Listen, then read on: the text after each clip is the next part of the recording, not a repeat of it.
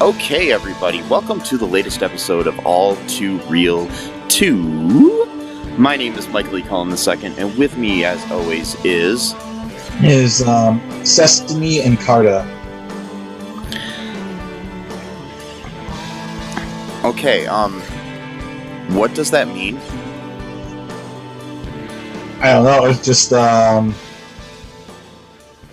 Sesame, Oh, Sesame. Sesame and Carta. Okay. I just came up with it. It's kind of a cool name if you think about it. Sesame and Carta. It kind of has a... I like it. It does. I just took the idea from Sesame, Sesame Street. And then I was thinking of... Because you mentioned Wikipedia just a minute ago. And then that made me remember Encarta. Do you remember Encarta? Yeah. Yeah, which was pretty much like the first Wikipedia, essentially. But it was like a software, like it wasn't a website, like a CD, and you put it in your computer, and it came with all these cool articles with animation and like sound files. It was pretty much Wikipedia before Wikipedia existed. Yes. But yeah, so from now on, mainly because I was thinking earlier, I was like, like some of the stuff I say in these episodes are really weird. Like, hopefully nobody's going to use that against me, so I'm just going to change my name to now. So now you're going to have to go edit every... No, I'm kidding. I got to go back and edit every episode, and anytime I say the name Matt, I got to replace it with Sesame. Sesame. Or Sesame and Carta, which depending on the context. But, so from now on, it's going to be Sesame and Carta. So that's what you're going to hear. That's what it is. All right, I'm just going to refer to you as Matt. Oh, whatever. Okay. Whatever. Okay, so today on the show, we are traveling down the world of holiday films again, and checking out the ABC Family 2007 film, Holiday in Handcuffs. Which was written by Sarah Ensley and directed by Ron Underwood, who also directed City Slickers. Oh, really? Yeah. I'm pretty sure that's what I read. That's interesting. Yeah. Ron Underwood here has directed...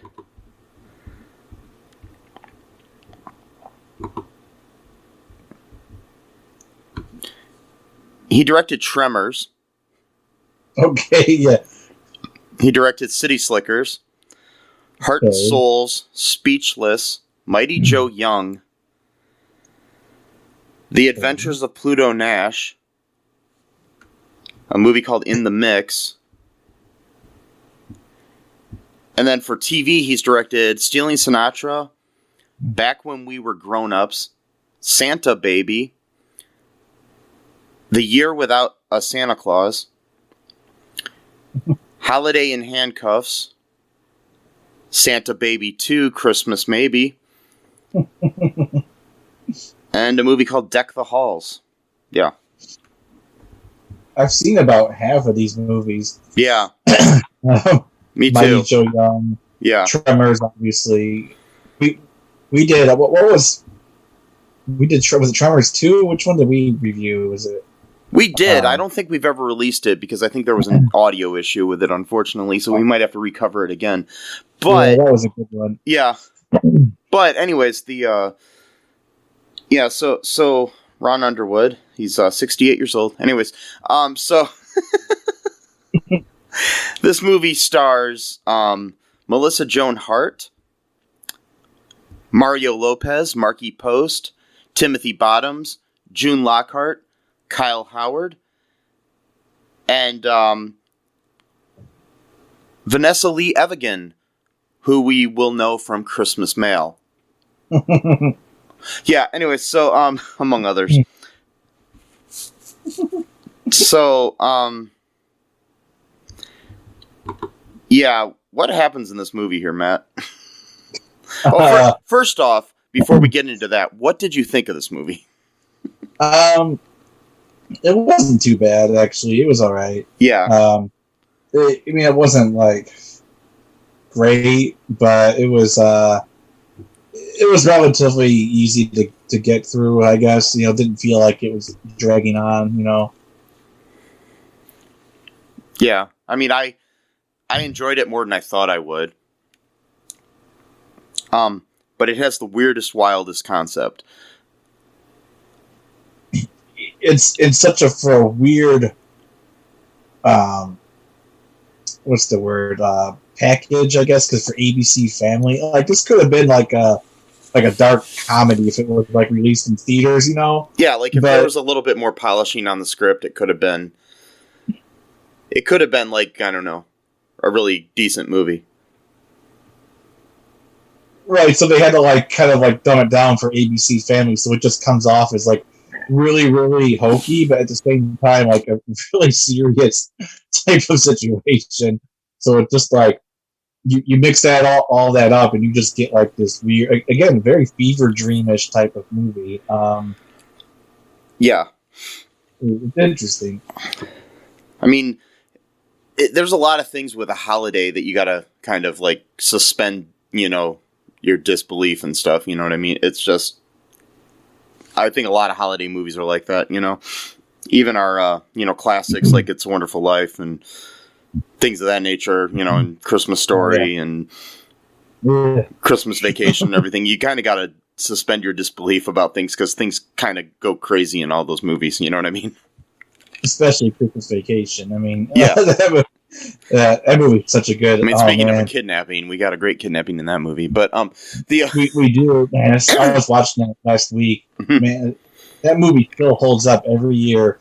I always think, this is going to be the year where it's irrelevant, and it never happens ever. Like it's just, it's like a universal humor almost, But Christmas Vacation 2 is.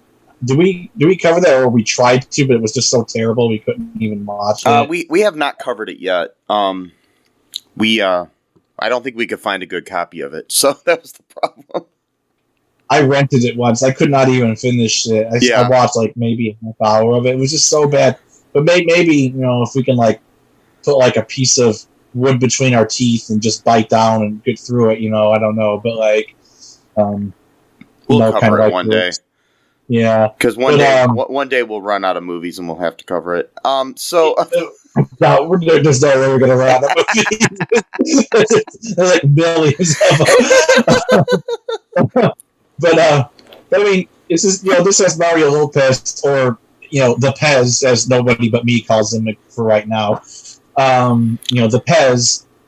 I love him and everything he's been in. I mean, obviously, Saved by the Bell, Saved by the Bell. But don't forget Saved by the Bell, the college years. Oh, of course not. And like the Saved by the Bell movies, the Peacock reboot of Saved by the Bell. Yeah, but he's such a cool dude. I know. Like, I don't know why he didn't get into like. I mean, he was on one of those talk show things for a while. Oh, he still is. Oh, okay. Yeah, he still hosts. I don't know what Extra or one of those. So, he's got some weird views on trans people and stuff like that. But like, man, I love like the way he looks, the way he sounds.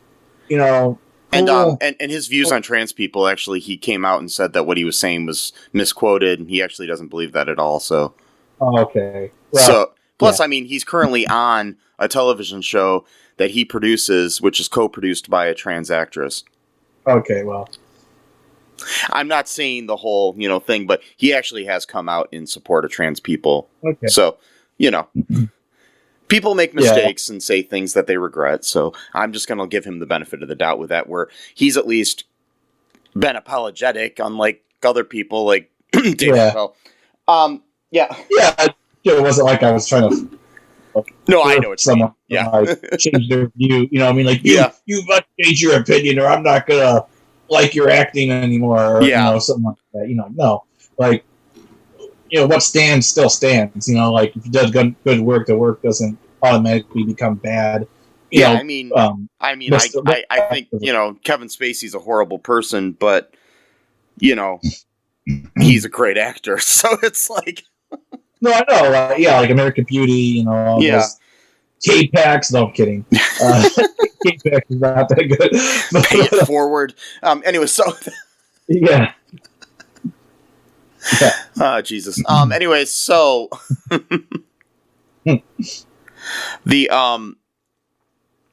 So what happens here in this movie here, Matt?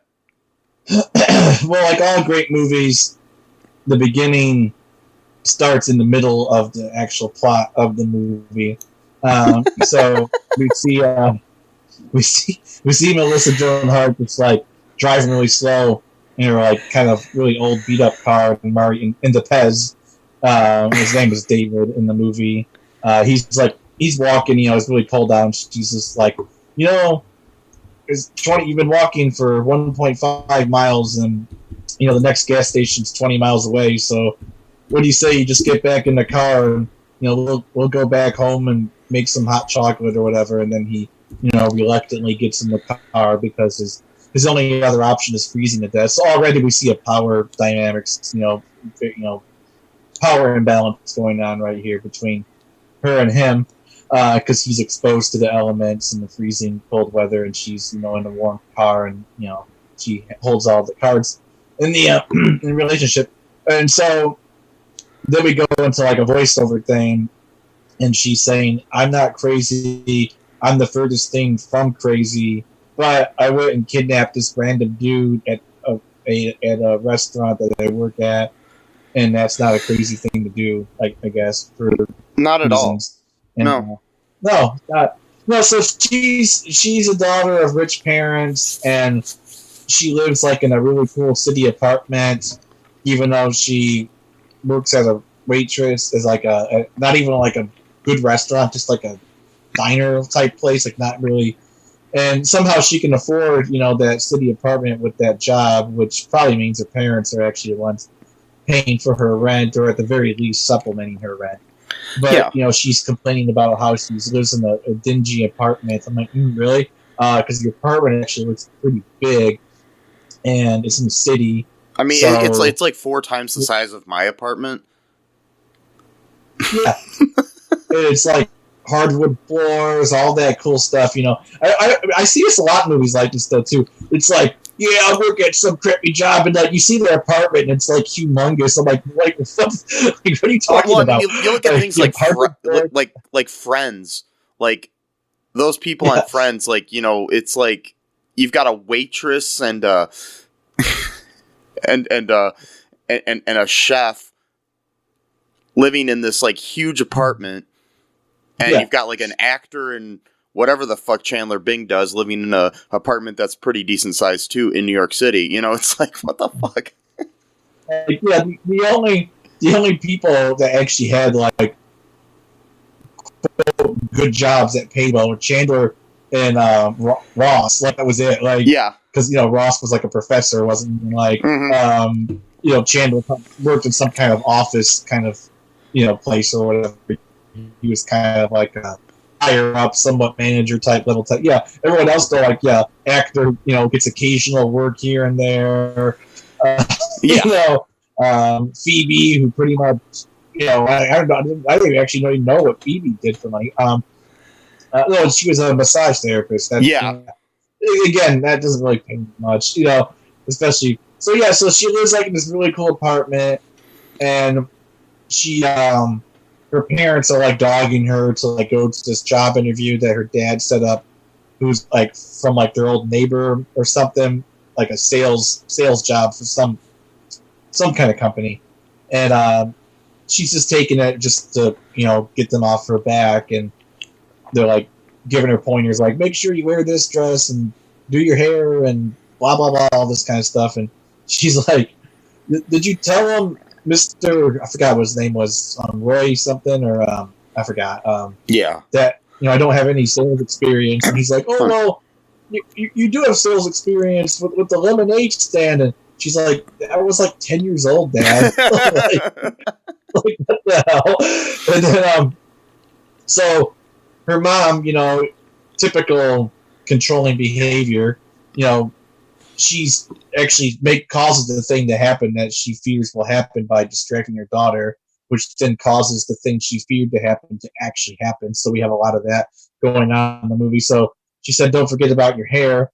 Well, she had, curls in her hair that whole time while she was talking to her mom and was getting distracted. So then it made her hair super, super curly and just looked kind of weird. Yeah, like a really bad perm. But yeah, it just looked weird. Plus the pink dress she was wearing, and that was supposed to be like the Christmas dress, because her mom is like super, super controlling. Like the party has to start exactly at 6 p.m.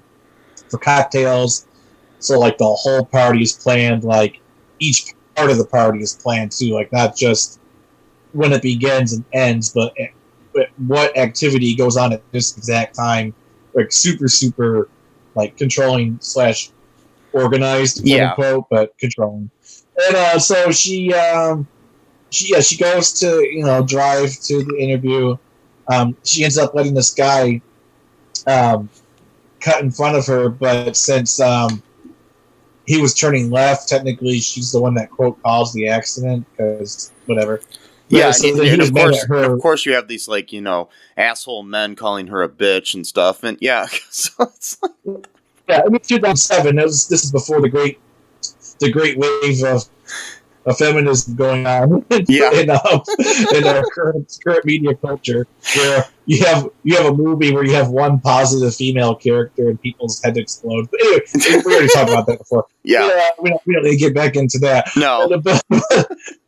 So she slayed because she quote caused an accident, which legally technically is true from the rules of driving. Whatever, fine.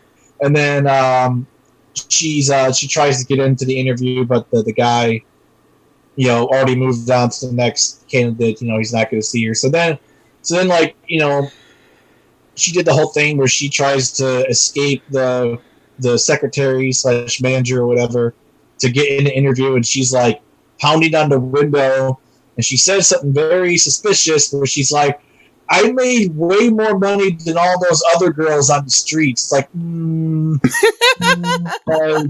this is weird. But she was talking about the lemonade stand, so. I know, but the implication, because they make a lot of innuendos in this movie. For a family movie, ABC Family, there's like, I found at least like 7 or 8, like almost in your face, like innuendos. Yeah. So that's what sets up stuff, right? So she doesn't get the job interview. She goes to work. She's like kind of all broody and stuff like that. She's talking to her super, super, super attractive friend who also works at the diner, and then Marty, the Pez shows up around there. Well, before that, her boyfriend Nick, who she is supposed to be taking to the family thing, who is a complete douchebag, which I don't understand why somebody that seems nice like Trudy here, that's Melissa Joan Hart's character's name, would even date to begin with. He's like a typical, like a Wall Street sort of douchebag, a Gordon Gekko wannabe, and he basically comes and tells her, he's like, I don't want to do that. I don't want to go, like basically like fuck you, sort of thing. And then she says, well, if you don't go, then we're through. And he's just like, okay, whatever, so. He's like, yeah, that's what this whole thing was about. Yeah. I just always find it, I've been in some bad relationships in my life too, most people have, but it's just so funny in these movies where you see somebody that, you're just like, why was this girl even attracted to this guy? Just yeah, I know. I mean, I guess he's a good-looking guy, but the thing is, it's just like, I don't know why she would have dated him in the first place. Yeah. Yeah. So, Billy Zane look-alike. Yeah. Kind of. Yeah, basically. And, so then, while this is happening, David Martin, played by Mario Lopez, he's a random customer at the restaurant, who was taking his, who was meeting his girlfriend there to propose to her.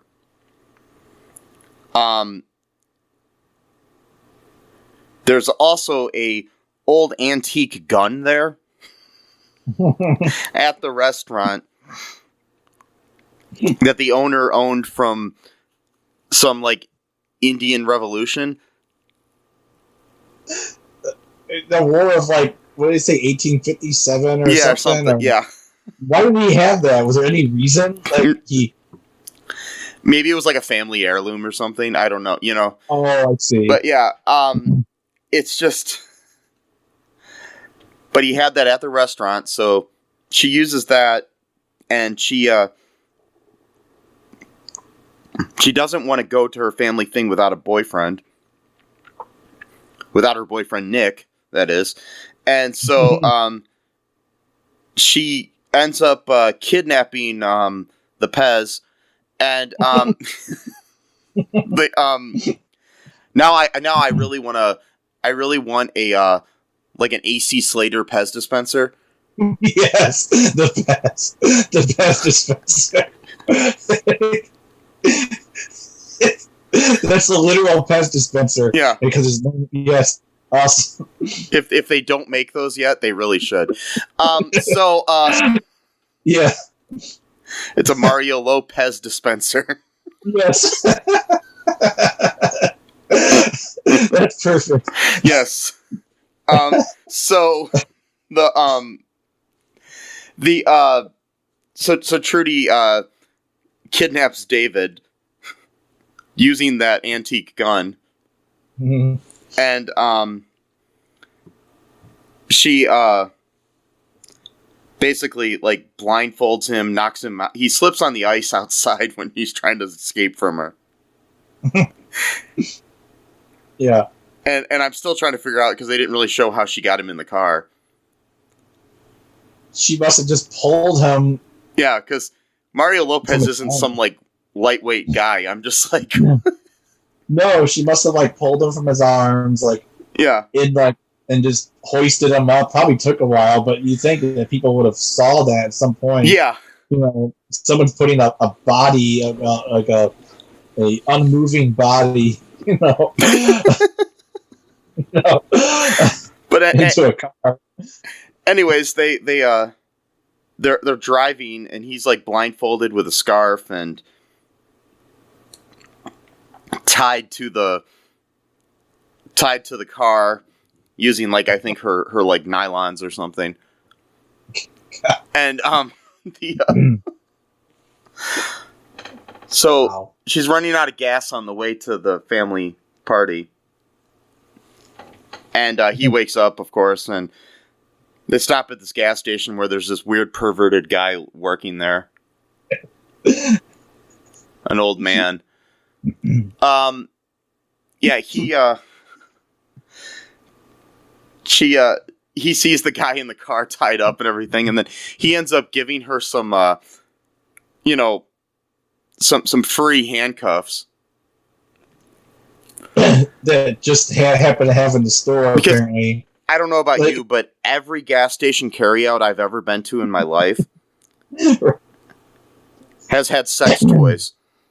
Yeah, especially one that's, like, in the middle of nowhere, like in the country. You know, you see that all the time, right? Yeah. To be fair to that guy, though, his perversions weren't really triggered until she started saying all the weird shit. So I'll give him that much. Yes, the guy, he definitely has some issues, but he was keeping him at bay until she just, like, shoved it in his face. Like, oh yeah, a really wild weekend. We're gonna, tie each other up. I mean, so she's like provoking, the beast within, And again, this is an ABC family show. exactly. And then she even implied that she was going to go and do the same thing to him. So it's like you can't blame him entirely for that situation. Yeah. You know, because you got curly hair Melissa Joan Hart, 2007 era, implying that, you know, she's going to give the guy the night of his life. I mean, what are you going to do? You know, just saying. Yeah. So, anyways, this movie. I know. Yeah. So they end up they go to the cabin that they're staying at for the weekend, and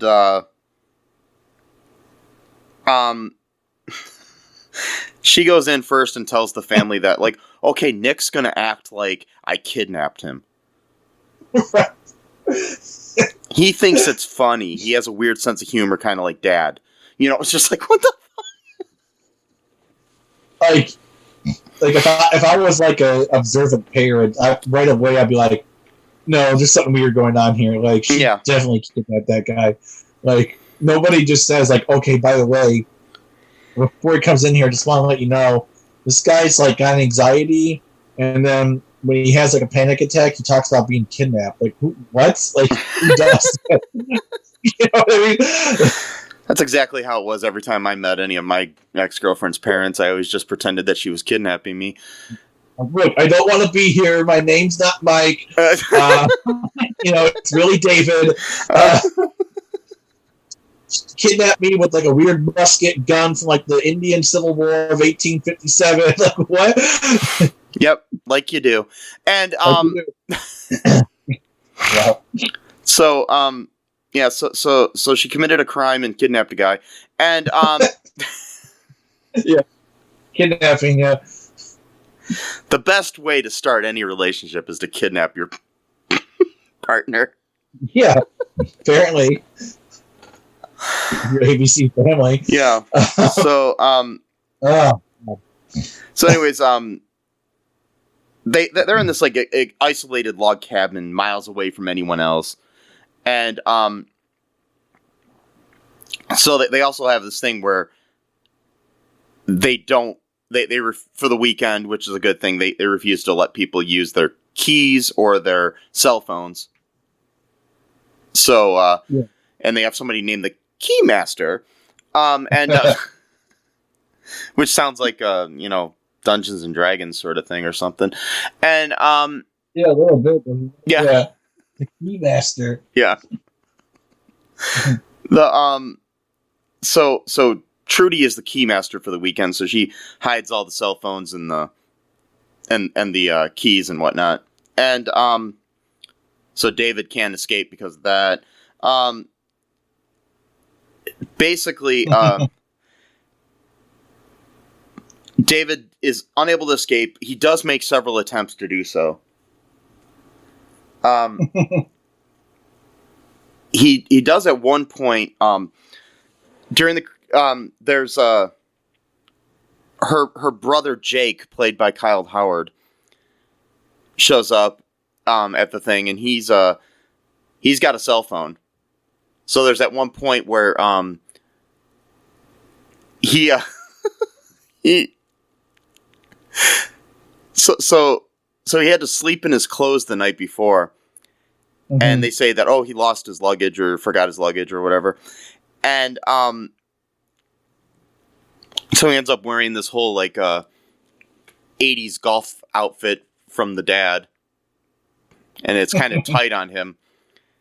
Which I thought was funny, where at one point, Jake, Kyle Howard's character, says, Reaganomics, huh?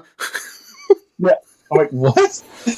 Because it totally looked like something from the 80s, so I thought it was funny. Oh, I was wondering what that meant. I'm like, yeah. It was funny, in my opinion. It was one of the better lines in the movie. Yeah, there's a few ones in there. Plus, I'm a huge Kyle Howard fan, so I thought that was cool that he's in this movie. So, anyway, I liked him on the TV show The Boys, or My Boys. Not The Boys, I keep wanting to call it that, but My Boys. And, The Boys, yeah. The My Boys. The My Boys, yeah. It's a whole different show now. Yeah. Which I really love that show, anyway. So, yeah, it's pretty good. Yeah. Anyways, he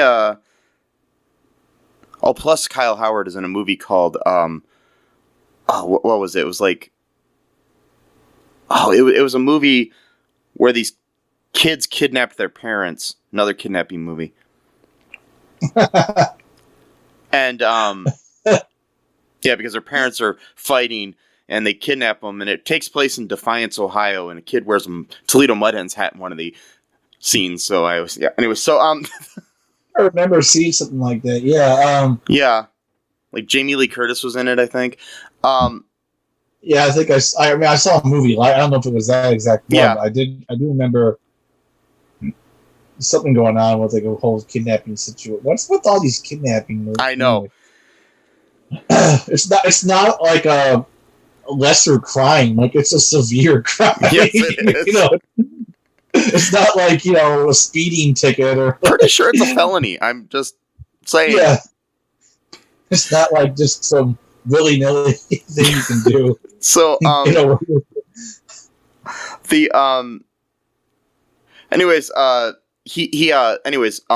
Jake had a phone with him. So David tries to get the phone from, borrows the phone from him because he had to get some clothes from Jake, because the clothes that he was wearing, he splits open the pants at one point, and then the drunk former actress grandmother, played by June Lockhart, who people will know from the original Lost in Space and Lassie. She's hilarious in the movie, actually. But she like, when he splits and everything, she's like compares him to Paul Newman and stuff. Yeah, so Saying he has, like, again, a tight ass, in my like, headcanon, they definitely had sex in some part during the movie. Yeah, that's what I'm thinking. Because it's weird. So we reviewed 2 Christmas movies that has the same actress in each one, and each one has an older, like, how do you say that word? Lascivious, whatever. Yeah. Older woman that's like really, really like into like the young guy. Yeah. like almost like inappropriately sober. It's like, how old are you? Like, and you still have that big of a sex drive at that age? I mean, like, that's pretty impressive. Like, you know, like, that's never left you. But I mean, can you blame her? It's the Pez, man. It's the Pez. It's the Pez. It's the Pez, man. I mean, of course. So anyway, go ahead. So anyways, he tries to call his girlfriend, and basically gets a hold of her family and stuff, and basically lets them know that he was kidnapped. So we got that going on, and then we got the subplot where the girlfriend is trying to figure out what happened and gets the cops involved and tries to find out where he is, you know. But barely, because all during the daytime, and she finally went to the police station at night. Yeah. Well, she had some other stuff to do, man. I mean, come on. No, I'm joking. Yeah, I know. You know, boyfriend, fiance, you know, being kidnapped. Yeah, we'll just wait a few hours, you know. I mean, every time I have anybody in my family kidnapped, or my friends, you know, I take a few hours just to let it sink in. You know, then I have dinner, and then I watch a movie or two, and then I go and look for them. You gotta be in the right place, mental space. I mean, you watch Holiday in Handcuffs a couple times, and then you go and yeah. So anyways, we got that subplot going on. Did you want to take a break here, Matt, and then we'll come back and talk about the rest of this wonderful film? Sure. Okay, we'll be right back, folks. What is Gen X? What is the silent generation? What do generations have in common? Hi, I'm Trish the Dish from the Gen X Voice podcast, and I invite you to listen to conversations I have with folks from different generations, backgrounds, beliefs, and experiences in an attempt to see what connects rather than divides us. Even though Gen X has been called slackers, Karens, or not mentioned at all in some cases, we are the bridge generation, so I feel compelled to do my part to destroy ageism by bringing all these voices together. And, as a bonus, each guest gets to answer some 80s questions at the end of each show. So download and listen to Gen X Voice today on Apple, Spotify, Amazon, or wherever you listen to podcasts. And let's see how much we have in common after all. Hi, this is Catherine, host of a new fashion podcast, The Real Fashion School Dropout. Join me as I interview guests every week in the fashion and beauty space, and we gossip on all things fashion and beauty, and even get into some personal stories of their journey in the industry. You can find us on Apple, Spotify, pretty much wherever you get your podcast. Hope to see you there.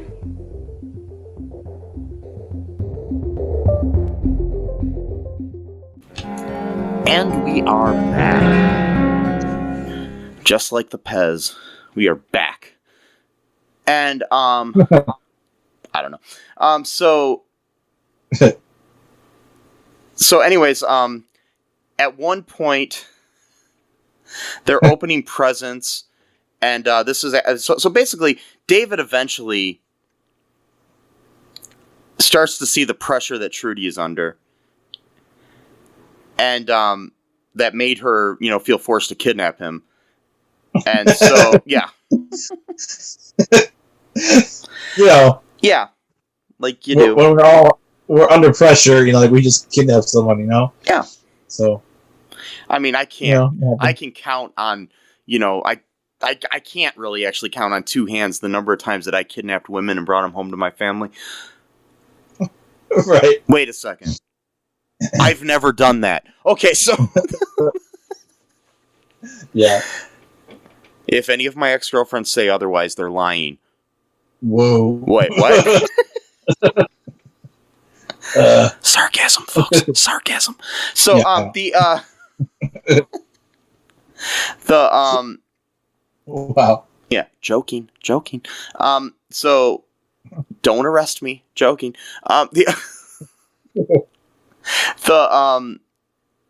So they're giving out presents at one point, and he had already seen, like, she had talked about how she was, telling him that, she wanted to be an artist and that she was, really good at her art, and they're giving out presents, and the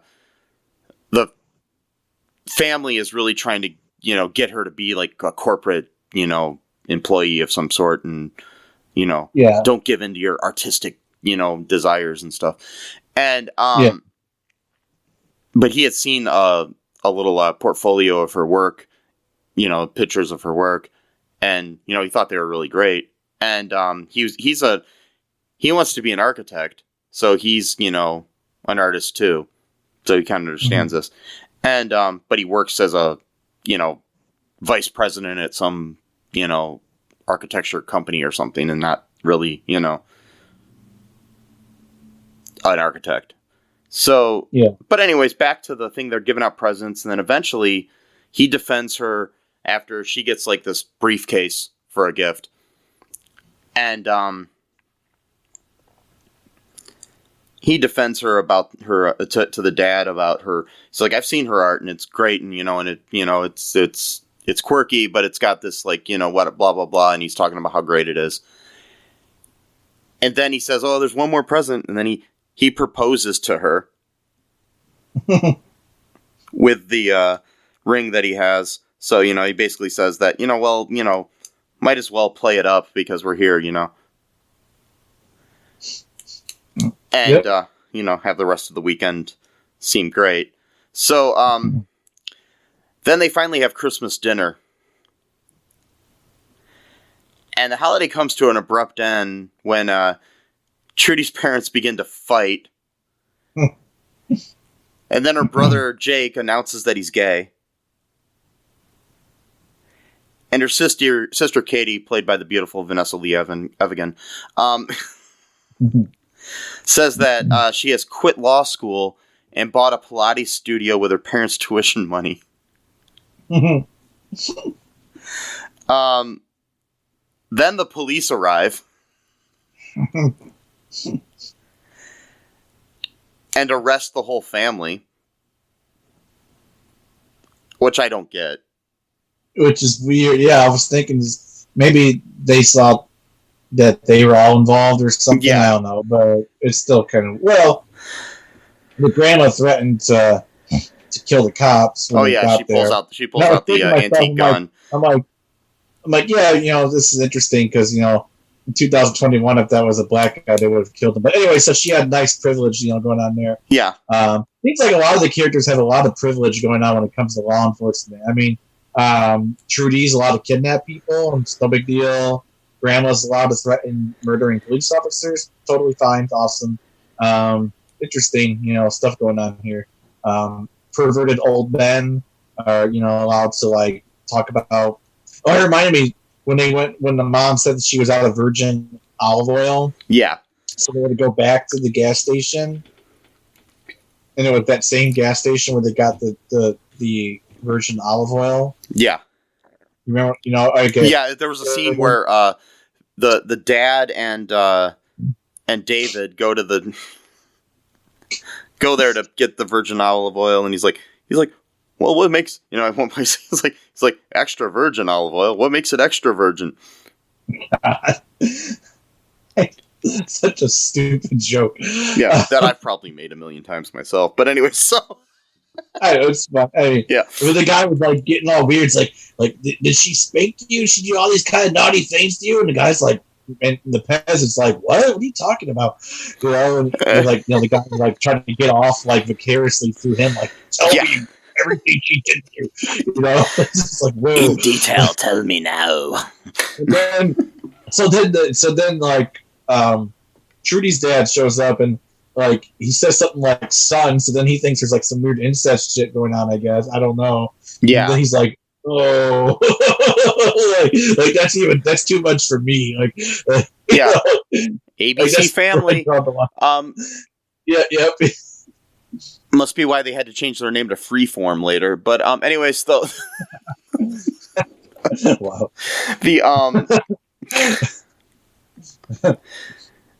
Because in a world where you can, imply incest, you gotta have the channel called Freeform. Pretty much implied everything in this movie. Oh god. Oh, plus too, there was that scene where Katie was doing yoga. Yeah. And he was checking her out. Mm-hmm. That was just that scene was literally not the only reason for that scene was just to show off her body. That was literally the only point of that scene. Basically. Which I'm not complaining. I'm just saying that that was the only reason. The only reason. God, she is beautiful. Yeah, she is. Sorry, I'm not trying to be sexist here. I'm just saying. Yeah. Objective fact, If you're listening to this, Vanessa Lee Evigan, Matt would like to date you. Anyway, so